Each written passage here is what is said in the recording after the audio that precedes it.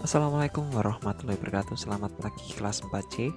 Bagaimana kabarnya hari ini? Pak Wisnu harap semuanya baik-baik saja dan bisa mengikuti pembelajaran kali ini dengan baik.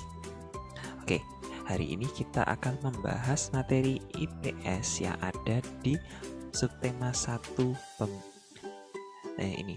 di subtema 2 di tema 2 subtema 1. Oke. Tapi sebelum kita mulai, mari kita berdoa terlebih dahulu. Berdoa menurut agama dan kepercayaan masing-masing. Berdoa dimulai.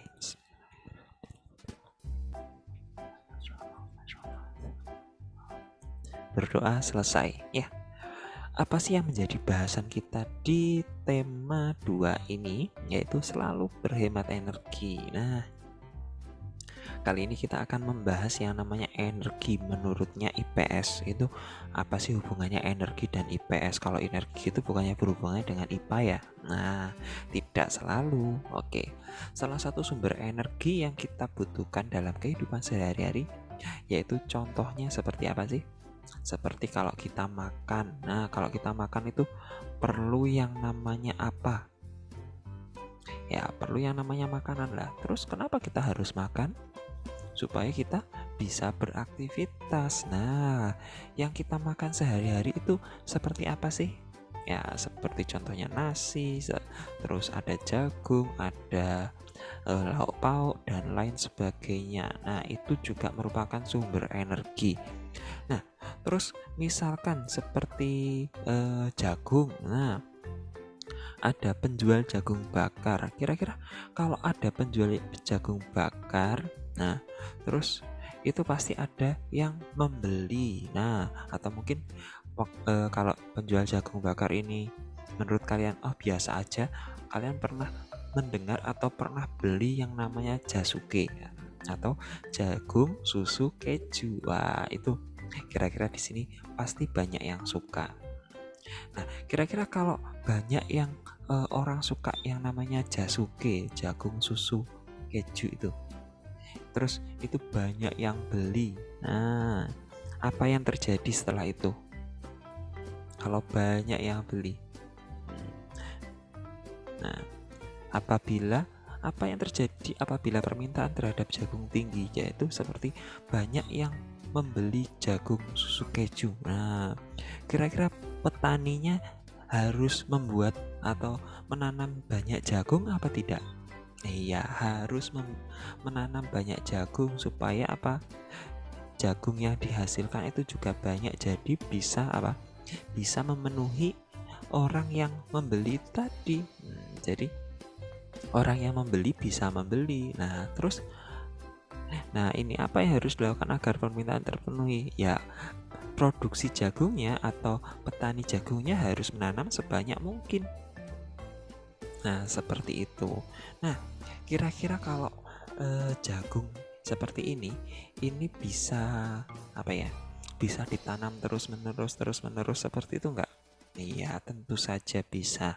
Terus kemarin kita juga sempat membahas yang namanya sumber energi yang dari mana? Dari minyak bumi. Nah, terus kalau minyak bumi menurut kalian minyak bumi itu kalau dipakai terus-menerus itu bagaimana?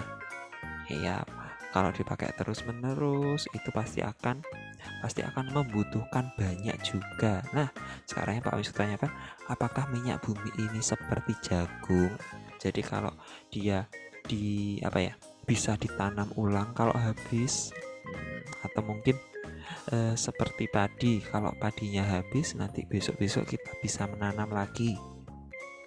Jadi minyak bumi itu kalau minyak buminya habis bisa ditanam lagi. Apakah seperti itu?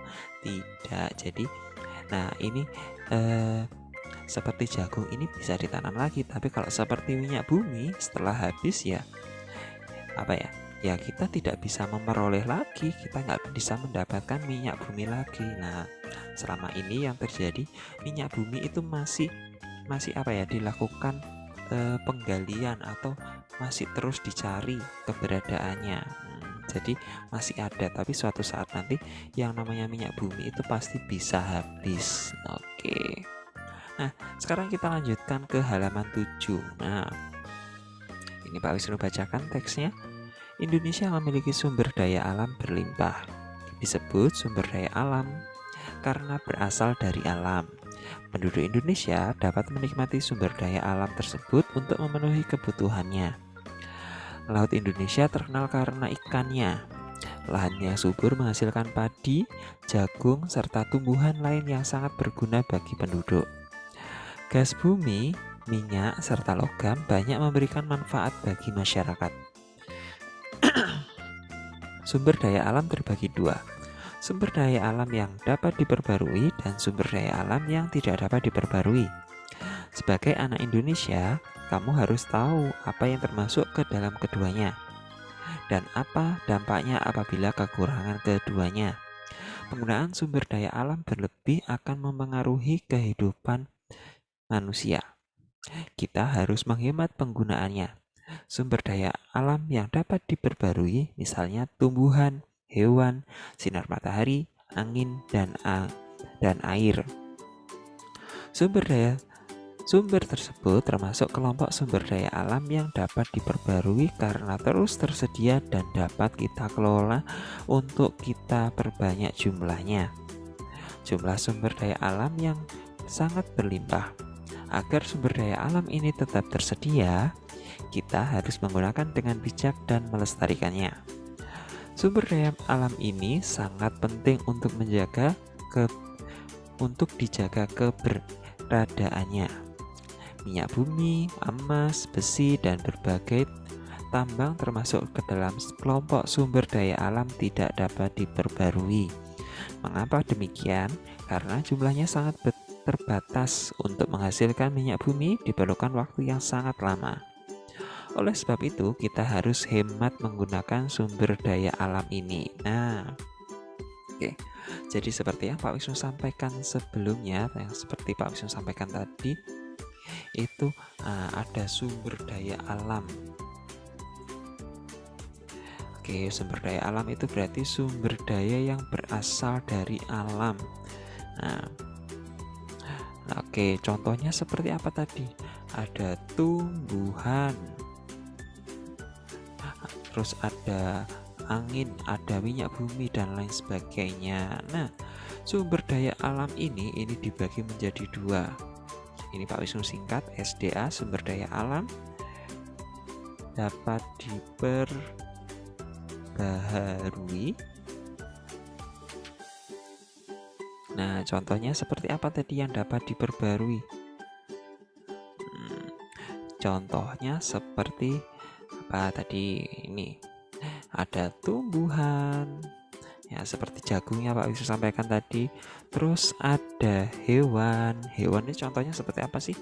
Ayam. Nah, kalau ayam, misalkan ayamnya kalian punya ayam di rumah berapa ya? 3. Nah, kalian pengen memperbarui atau memperbanyak ayamnya itu. Nah, itu bisa kalian lakukan dengan cara bagaimana? Dengan cara diternakkan, atau mungkin kalian punya tumbuhan di rumah. Oke, beberapa waktu lalu kalian pasti pernah dengar yang namanya tumbuhan janda bolong. Nah, itu misalkan kalian punya satu, kalian bisa melakukan atau memperbanyaknya dengan cara apa? Menanamnya kembali di tempat yang lain. Nah, nanti kita bahas kapan-kapan bagaimana cara menanamnya. Ada tumbuhan, hewan, terus ada sinar matahari.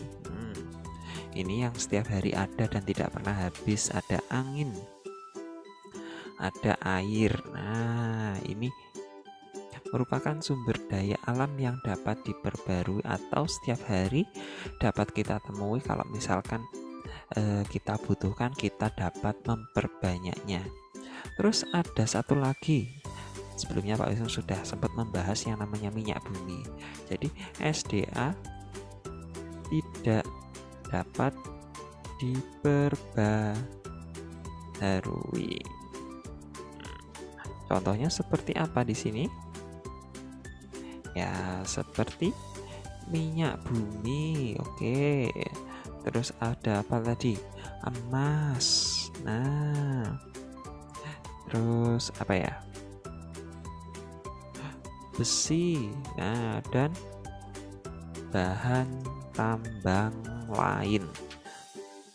Nah, seperti emas, besi, dan bahan tambang lain ini tidak dapat diperbarui. Nah, buktinya apa? Coba kalau kalian punya emas di rumah itu berapa ya? Emasnya 1 kilo, wah banyak sekali. Nah, apakah kalian bisa membuat emas yang di rumah itu 1 kilo menjadi 2 kilo atau 3 kilo? Itu tidak bisa dilakukan. Karena apa? Karena emas itu tidak dapat diperbarui atau tidak dapat diperbanyak. Nah, bisanya apa? Ya, bisanya adalah dengan kita menjaga supaya emas ini tidak habis. Nah, atau mungkin kalau kalian di rumah itu punya yang namanya bensin. Nah, bensin untuk bahan bakar motor atau mobil yang kalian miliki di rumah. Nah, bensin atau bensin terus minyak tanah, gas itu misalkan kalian simpan atau kalian apakan di rumah, itu tidak akan bertambah jumlahnya, tapi yang ada malah akan habis. Nah, karena bensin, gas, minyak, besi, dan lain sebagainya itu yang merupakan bahan tambang itu tidak dapat diperbarui. Jadi kalau sudah habis ya sudah, kita nggak bisa ngapa-ngapain.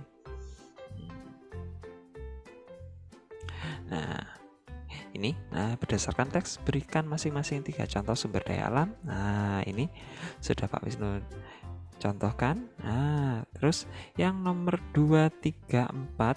Nah, ini coba kita bahas. Berikan 3 contoh di luar teks sumber daya alam yang dapat dan tidak dapat diperbarui. Oke, yang dapat diperbarui. Yang dapat dulu. Singkat aja yang dapat.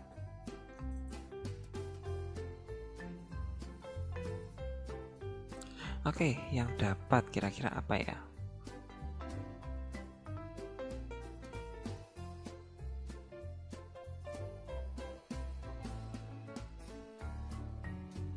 Oke, yang dapat dulu. Kira-kira apa satu yang dapat diperbarui? Sumber daya alam yang dapat diperbarui. Ada tadi kan tumbuhan itu sudah ada. Nah, oke, kalau dari laut dulu ada ikan.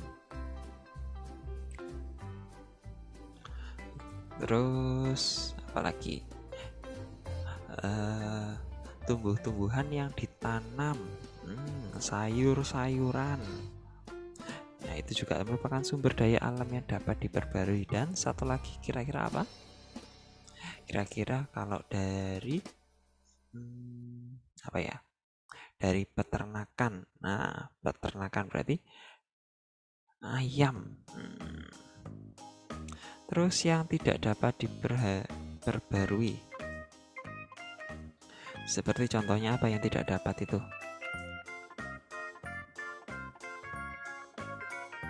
Oke, bensin motor. Nah, lalu yang kedua, bensin motor itu tidak dapat diperbarui. Nah, jadi kalau sudah habis tidak dapat dicari lagi. Lalu yang kedua ada apa ya? Yang biasa kita temui sehari-hari. Ada besi, ada yang namanya ini apa namanya itu?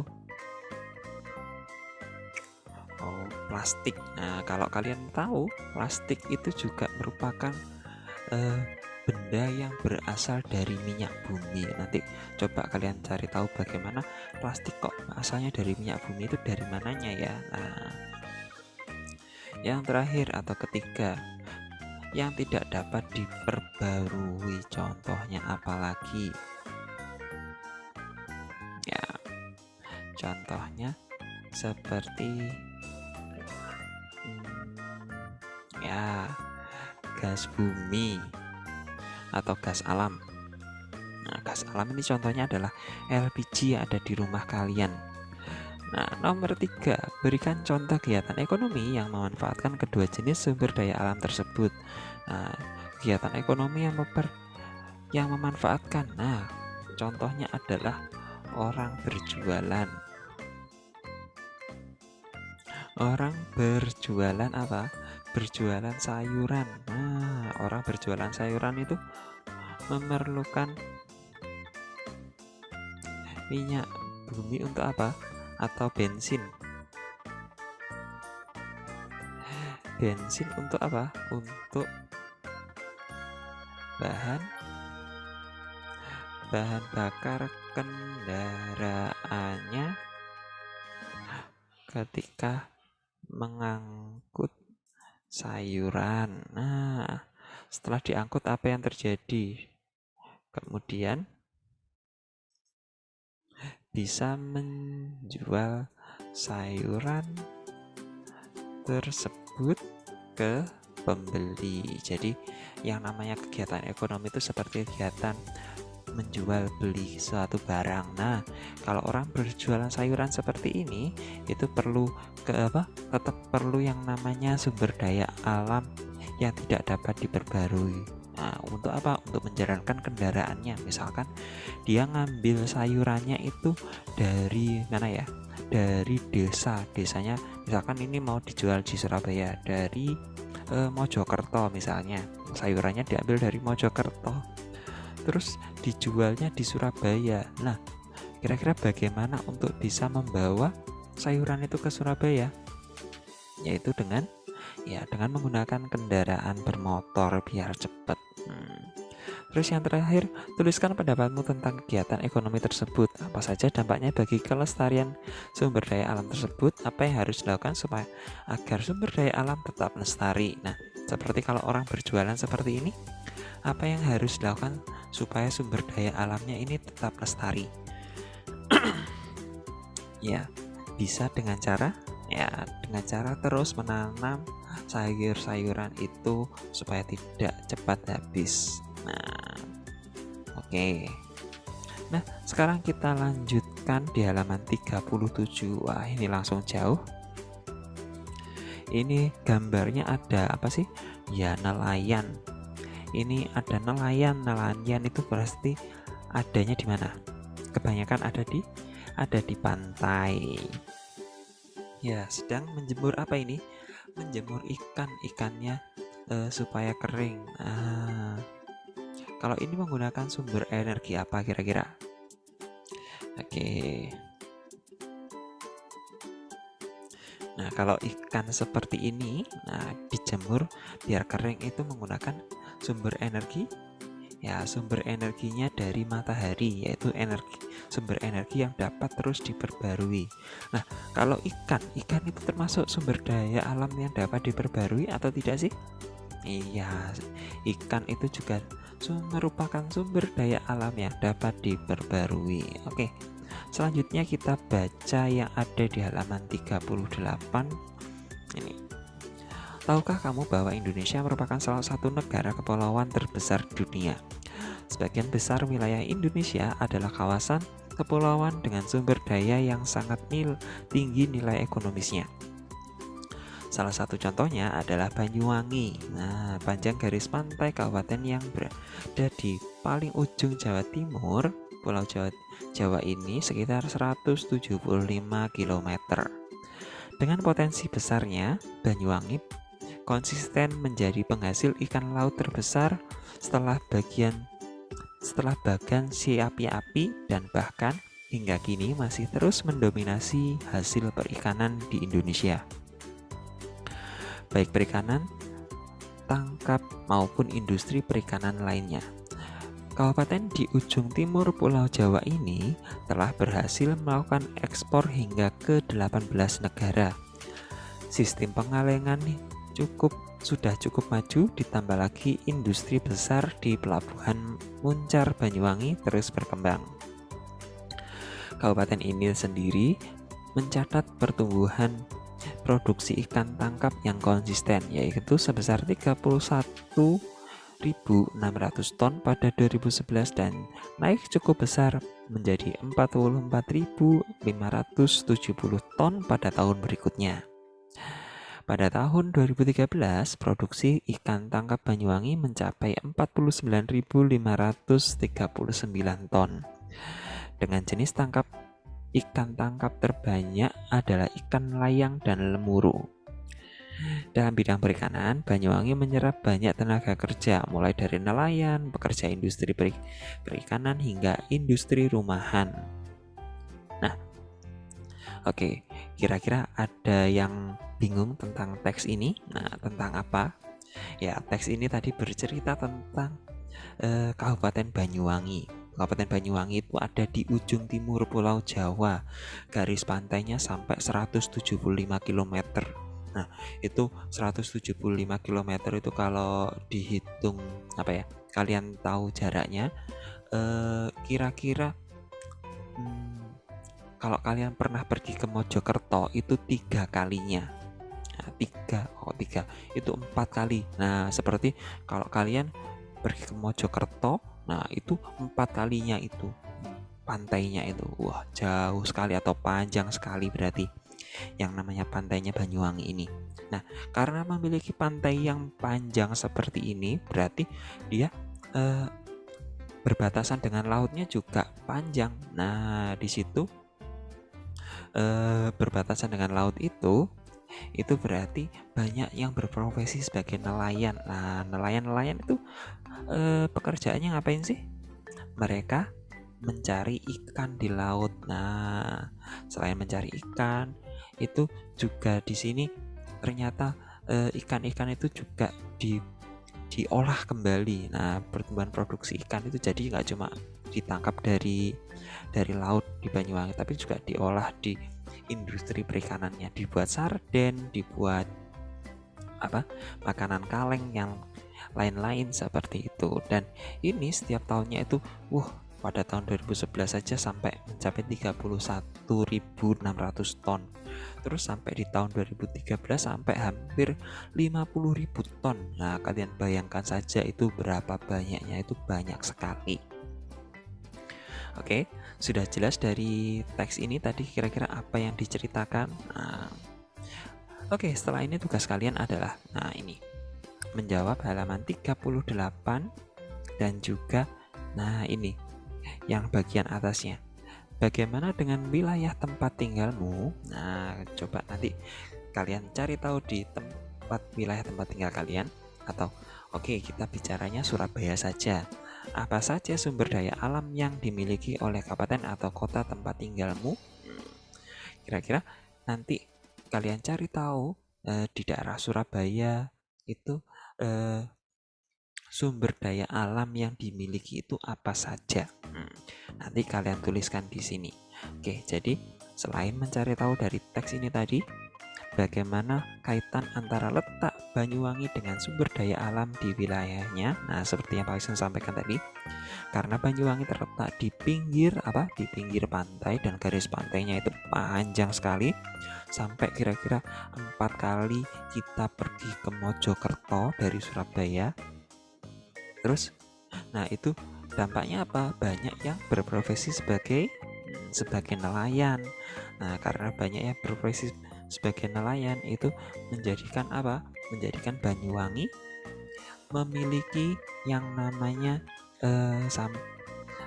produksi ikan itu sampai beribu-ribu ton. Nah, puluhan ribu ton sampai hampir 50.000 ton. Nah, terus di sana jadi bagaimana? Banyak yang bekerja di industri perikanan. Oke. Jadi seperti itu. Nah, kalian nanti juga mencari tahu kira-kira kalau di Surabaya itu bagaimana kondisi atau letak wilayahnya. Kalau apakah Surabaya memiliki pantai? Pak bisa tanyakan. Ya, pasti sudah banyak yang tahu. Apakah di Surabaya ada gunung? Nah, tapi gunungnya bukan Gunung Sari atau Gunung Anyar loh ya.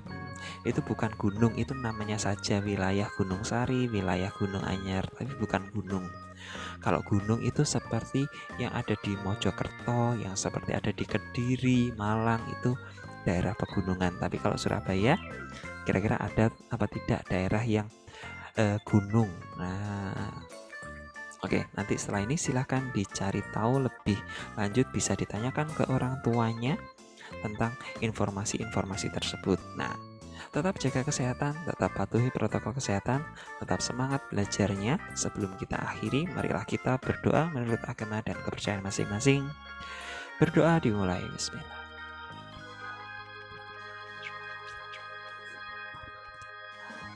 Oke, Pak Wisnu akhiri. Assalamualaikum warahmatullahi wabarakatuh. Selamat pagi. Dadah.